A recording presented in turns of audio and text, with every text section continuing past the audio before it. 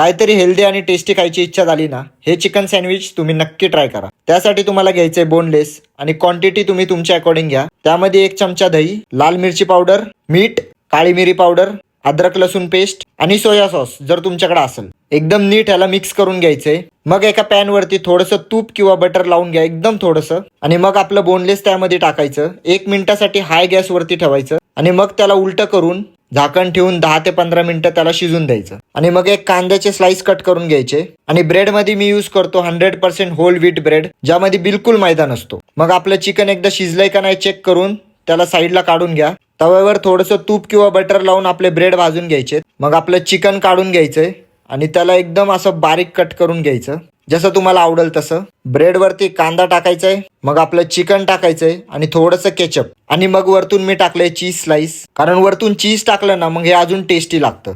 आणि जर तुम्हाला स्पायसी पाहिजे असेल तर तुम्ही याच्यावरती पेरी पेरी मसाला टाकू शकता। आणि खूपच ड्राय वाटलं तर दही सोबत खा, इतकं टेस्टी लागतं ना हे। नक्की ट्राय करा आणि अशाच हेल्दी आणि टेस्टी रेसिपीसाठी मला फॉलो करायला विसरू नका।